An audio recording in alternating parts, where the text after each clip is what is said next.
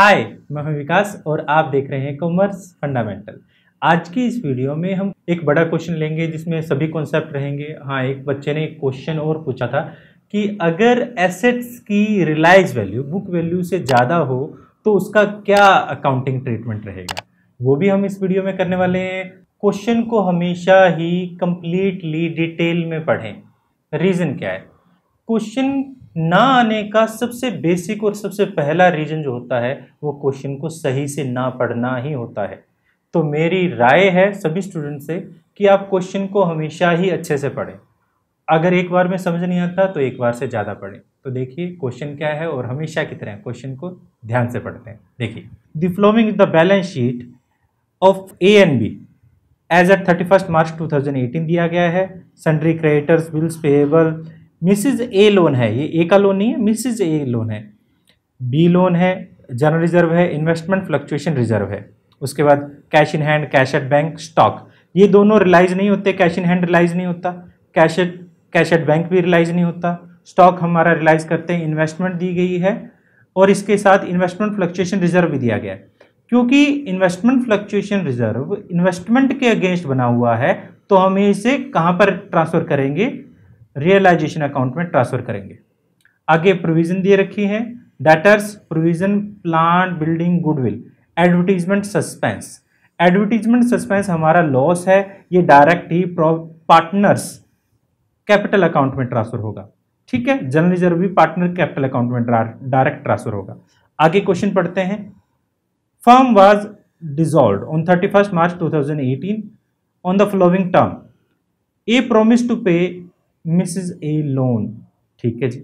और ए यहां पर एक और बात करता है, क्या यहां पर बीच में एंड दिया गया, ध्यान दीजिएगा, एंड दिया गया, यानी ए ने जो ये काम तो किया ही किया और ये भी किया है, यानी टू कवे द स्टॉक एट 40,000। हमारे पास स्टॉक कितना है? स्टॉक 5,000 रुपीज का है, जो उसने कितने में ले लिया है? 4,000 रुपीज में ले लिया। B took away half of the investment at 10% discount. Investment total हमारे पास 10,000 है, 10,000 का हाफ अगर हम करें तो वो 5,000 रहती है। 5,000 पर हम 10% डिस्काउंट दें, 500 रहता है। 4,500 में उसने इन्वेस्टमेंट ले ली है बी ने। आगे पढ़ते हैं। Debtor lies 19,000 including bad debt recovered. अब देखिए डेटर हमारे पास 20,000 के थे और 19,000 के ये रिलाइज हुए। अब उसमें से हाफ कितने थे कितने नहीं वो इसी के अंदर शामिल है, तो हमें अलग से इसका ट्रीटमेंट करने की जरूरत नहीं है। हम जो बैड डेट जो हमारे रिकवर्ड हुए हैं उसको अलग से ट्रीटमेंट करने की जरूरत नहीं है। आगे क्रेडिटर, इसके बारे में हम आगे क्वेश्चन में बात करते हैं।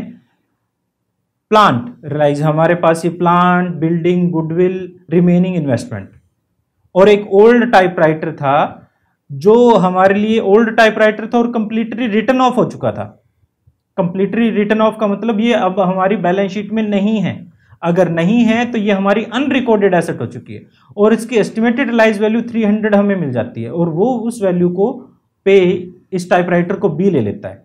तो हमें यहां पर क्या बनाना है? रियलाइजेशन अकाउंट बनाना है, पार्टनर्स कैपिटल अकाउंट बनाना है एंड बैंक लोन बनाना है और closing book of the firm बनानी है। तो हम देखिए क्या करते हैं, सबसे पहले हम क्या करते हैं, रियलाइजेशन अकाउंट बना लेते हैं।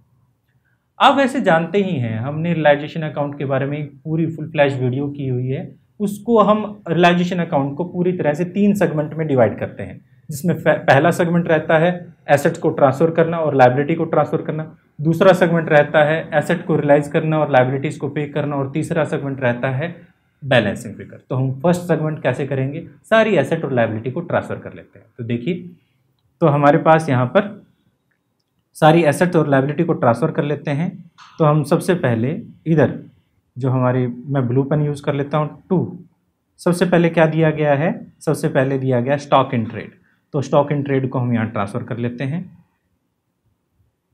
स्टॉक इन ट्रेड, क्वेश्चन में स्टॉक इन ट्रेड दिया गया है 5,000 रुपीज।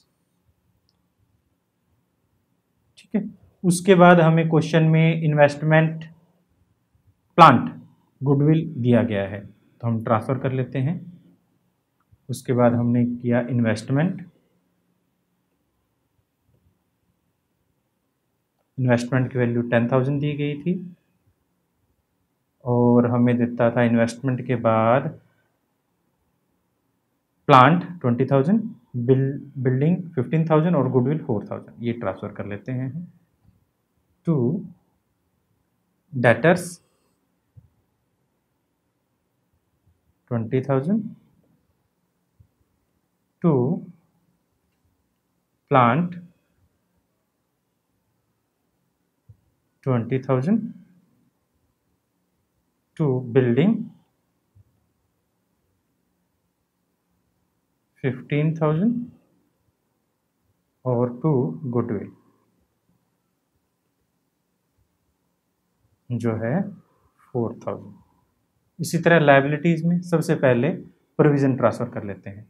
तो प्रोविज़न हमने ट्रांसफ़र किया by provision for doubtful debts, जो कि हमें क्वेश्चन में दिया गया है 2,000 रुपीज़।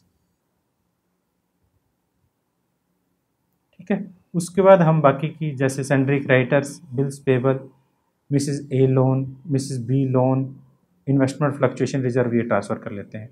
30,000, 8,000, 5,000, 10,000 और 1,000। तो ये ट्रांसफ़र करें तो सबसे दूसरी जो आइटम है हमारे पास सैंड्री क्रेडिटर्स जो है 30,000 रुपीज़ की। उसके बाद वैल्यू जो है हमारे पास बिल्स पेबल जो 8,000 वैल्यू दिया गया है। ये 30,000 सही से दिखाई नहीं दे रहा मेरे ख्याल से, तो इसको मैं 30,000 को 3 को सही से लिख देता हूँ।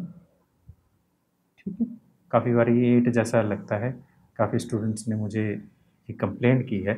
तो देखिए आगे हम कर लेते हैं बाय, उसके बाद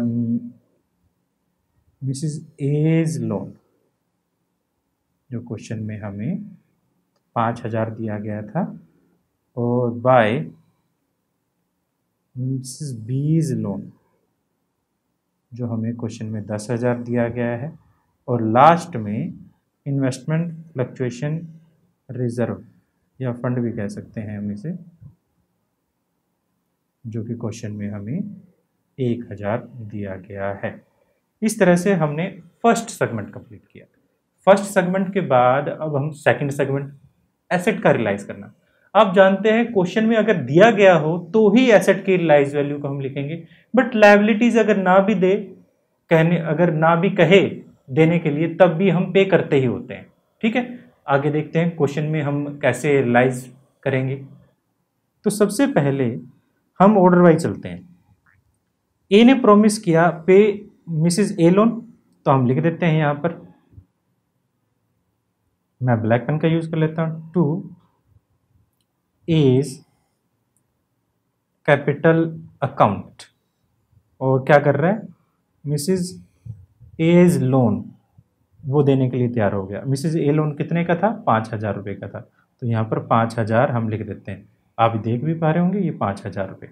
ठीक है, और दूसरा इसने आगे क्या किया, इसी ने कहा कि वो स्टॉक ले लेगा 4,000 रुपये में। स्टॉक हमारे पास कितने का था, स्टॉक हमारे पास 5,000 का था, उसने 4,000 में ले लिया। हमें लॉस हुआ है, कोई दिक्कत नहीं है। एज कैपिटल हमने क्या ले लिया, इसने स्टॉक ले लिया है, और कितने में, 4,000 रुपये में। आगे देखिए, आगे क्वेश्चन में कहता है B took away half of the investment.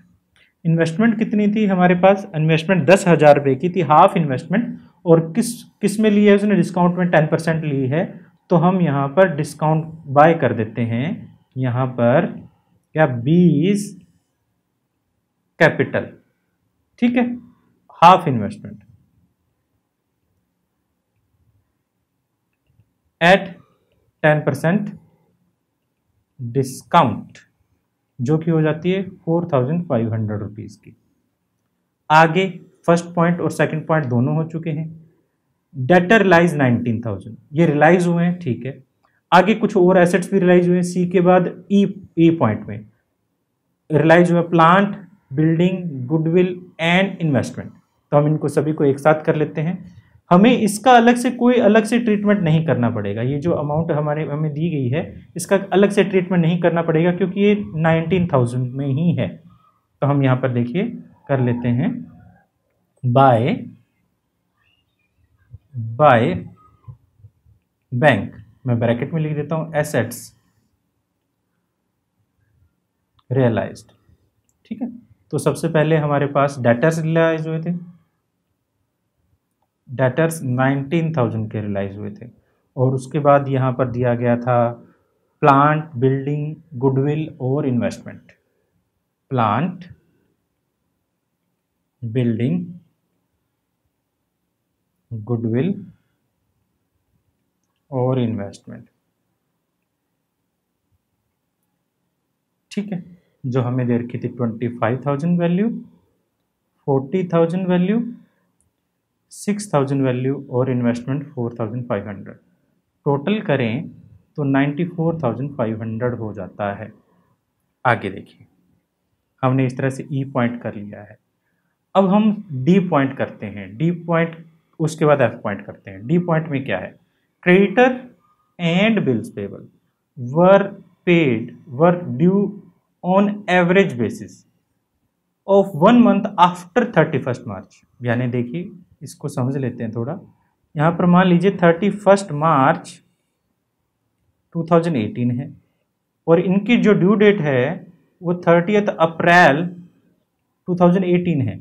तो अगर हम एक महीना, यहाँ पर 1 मंथ हो जाता है, अगर 1 मंथ पहले हम पे करेंगे किसी को तो 1 मंथ के लिए हम क्या मांगेंगे, उसे डिस्काउंट डिमांड करेंगे। और हमें यहाँ डिस्काउंट मिल रहा है कितना, 6% पर एनम। यहाँ 6% पर एनम से डिस्काउंट मिल रहा है। तो हमारे पास क्रेडिटर एंड बिल्स पेबल, यानी क्रेडिटर पे भी और बिल्स पेबल पे आप चाहो तो इकट्ठा करके काउंट कर सकते हो या अलग अलग भी काउंट कर सकते हो। क्वेश्चन में क्रेडिटर हमें 30,000 और बिल्स पेबल 8,000 दिए गए हैं। तो देखिए, अगर हमारे पास यहाँ पर हम बात करें 30,000 जो हमारे क्रेडिटर्स हैं, क्रेडिटर पर हमें डिस्काउंट कितना मिल जाएगा, हमें 1 मंथ यानी 6% और 1 मंथ का। तो हम इसको कर लेते हैं, तो ये 150 रुपीज़। तो हमें 30,000 में से 150 लेस करें 29,850 रुपीज़ पे करना है। इसी तरह बिल्स पेबल में 8,000 थे, इस पर भी 6% और 1 मंथ का। इसी तरह अगर हम करें तो 40 रुपीज़ आता है। तो 8,000 में से अगर 40 रुपीज़ लेस करें तो 7,960 रुपीज़ पेबल है। ये हम पे कर देते हैं। तो पे करेंगे तो हम क्या कर दें, टू बैंक। हमने यहाँ पर क्रेडिटर जो कि 29,850 और बैंक से बिल्स पेबल 7,960 रुपीज़ पे कर दिया। देखिए, अब हमने कौन कौन सी लायबिलिटीज़ पे कर दी हैं, क्रेडिटर्स पे कर दिया, बिल्स पेबल पे कर दिया, एज लोन भी पे कर दिया। बीज लोन रहता है, इसके बारे में क्वेश्चन में कहीं पर कुछ दिया भी नहीं गया। तो अगर ऐसी लायबिलिटी जहां पर कुछ ना बोला जाए वो पे की ही जाती है, तो हम कर देंगे टू बैंक बीज, मिसेस बाई बीज लोन। कितना है, 10,000 रुपीज़। ये हमने पे करना ही पड़ेगा और हमने पे कर भी दिया है। उसके बाद कुछ आइटम रहती है, लास्ट पॉइंट हमारे पास एफ रहता है। एफ पॉइंट में क्या है, there was a old typewriter और वो ऑब्सोलीट टाइपराइटर था, हमें 300 रुपीज़ का रिलाइज हुआ और बी लेने के लिए तैयार हो गया वो 300 रुपीज़ का उसी एस्टिमेटेड प्राइस में। ये 300 जो है एस्टिमेटेड प्राइस है हमारे पास। तो इसमें हम क्या करें, तो हम कर देते हैं बाय बीज कैपिटल। आप पहचान के लिए अनरिकॉर्डेड एसेट लिख सकते हो, टाइपराइटर लिख सकते हो, कुछ भी। मैं यहाँ पर अनरिकॉर्डेड एसेट लिख देता हूँ जो कि 300 में गई है। अब इसके बाद हमारे पास क्वेश्चन में कुछ नहीं बचता है। हमें क्या करना है, सिंपली यहाँ पर बैलेंसिंग फिगर निकालनी है। बैलेंसिंग फिगर निकालने के लिए आप दोनों ही साइड का टोटल कर लें, दोनों साइड का टोटल कर लें।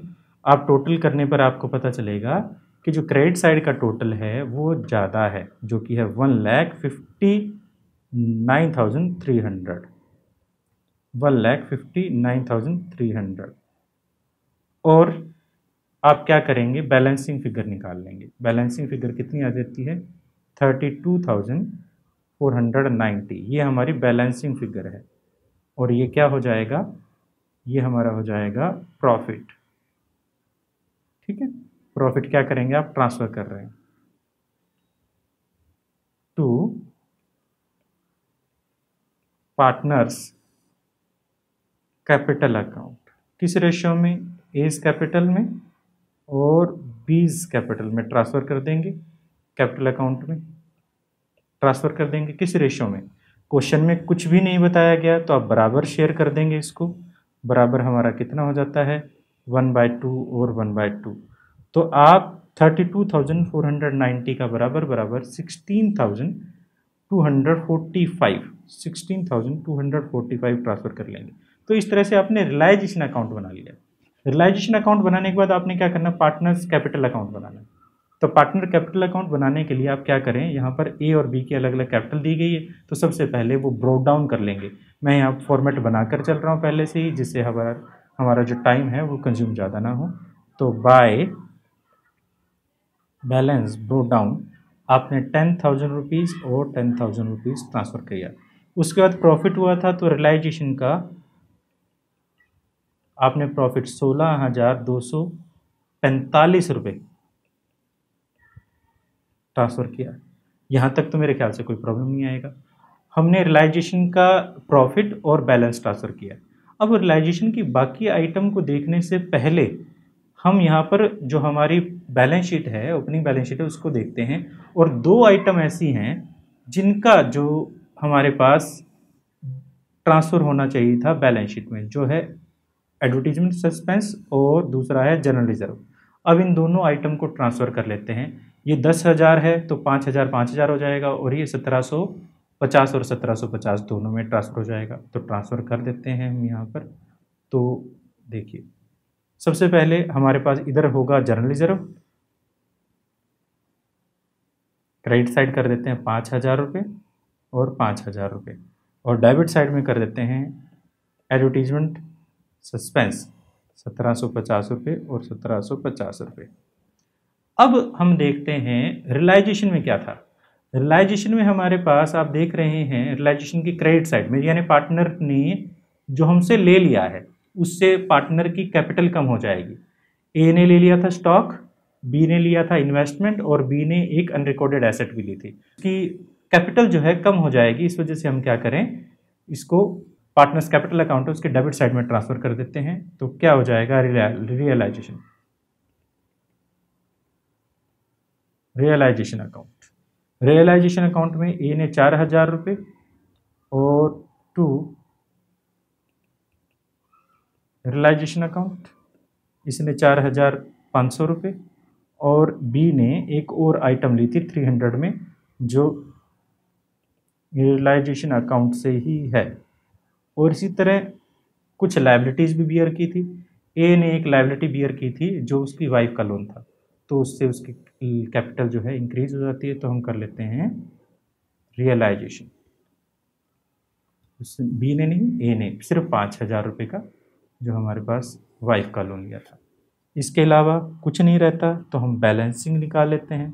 बैलेंस करते हैं, टोटल करते हैं दोनों साइड का। यहाँ क्रेडिट साइड का टोटल ज़्यादा है, तो हमारे पास 36,245 रुपये। यहाँ हो जाएगा 31,245 रुपये, 36,245 और 31,245 कर देते हैं टू बैंक। हम ये फाइनल पेमेंट करेंगे जो भी इसकी बैलेंसिंग फिगर निकलेगी। बैलेंसिंग फिगर 30,495 और 24,695, इस तरह से हमने बैलेंसिंग फिगर भी निकाल ली है और कैपिटल अकाउंट बन गया है। लास्ट में हमें क्या बनाना है, बैंक अकाउंट और बनाना है, close book of the firm. तो हम क्या करते हैं, बैंक अकाउंट बना लेते हैं। बैंक अकाउंट के लिए आप देख रहे हैं यहाँ पर दो बैलेंस दिए गए हैं। सबसे पहले यहाँ पर बैंक बैलेंस दिया गया है और कैश बैलेंस दिया गया है। आप देख रहे हैं सारे रियलाइजेशन में हमने क्या किया है, बैंक किया है। तो यानी सारी पेमेंट हम बैंक से कर रहे हैं। अगर हम सारी पेमेंट बैंक से कर रहे हैं तो इस कैश को भी हम क्या करेंगे, बैंक अकाउंट में ट्रांसफ़र कर देंगे इस 500 को। और ये 800 हमारा 8000 रुपीज़ हमारा ओपनिंग बैलेंस तो है ही। तो बैंक अकाउंट में सबसे पहले मैं कर देता हूँ टू बैलेंस ब्रोट डाउन, जो कि है 8000 रुपीज़। और हमने यहाँ पर क्या किया, एक जर्नल एंट्री पास की, bank account debit to cash. 500 जो कैश था हमने उसको बैंक में ट्रांसफ़र कर दिया। तो यहाँ पर क्या हो जाएगा, टू कैश हो जाएगा, 500 भी हमारे पास बैंक में आ गया। अब हम क्या करें, जितने भी हमने एसेट सेल की थी, रियलाइज़ की थी कैश में, तो उसको हम यहाँ लिख देते हैं। कितने में हमने एसेट रियलाइज़ की थी, 94,500 रुपये में, तो 94,500 हम यहाँ लिख देते हैं, 94,500 रुपये। और हमने क्या क्या पेमेंट किया था, अब आपको याद होगा हमने क्रेडिटर पेमेंट किया था रियलाइजेशन से, जो कि था 29,850 रुपये। और हमने पे किया था, आप देख भी पा रहे होंगे, ये पे किया था हमने यहाँ पर 29,850, और ये है 7,960 रुपये, और 10,000 बैंक लोन। तो ये तीनों ही आइटम को हम लिख देते हैं रियलाइजेशन से। तो हम रियलाइजेशन से लिख देते हैं 7,960 रुपये बाय रियलाइजेशन 10,000 रुपये। लास्ट में हम यहाँ पेमेंट कर देते हैं दोनों ही पार्टनर को 30,000। तो बाय एज कैपिटल अकाउंट 30,495 रुपये, और बाय 20 कैपिटल अकाउंट 24,695 रुपये। अब टोटल करें तो टोटल हमारे पास 1,03,000 रुपये आता है। इस तरह से हम क्वेश्चन करेंगे। इस तरह से आप बड़े ही आसानी से डिसोल्यूशन का एक क्वेश्चन कर सकते हैं और अपने 6 मार्क्स को कंफर्म कर सकते हैं। बड़ा ही आसान होता है डिसोल्यूशन के क्वेश्चंस। और आई होप ये आपको समझ आया होगा। प्लीज़ लाइक और वीडियो सब्सक्राइब और channel press the bell icon. फिर मिलते हैं किसी और वीडियो में, जब तक के लिए थैंक यू।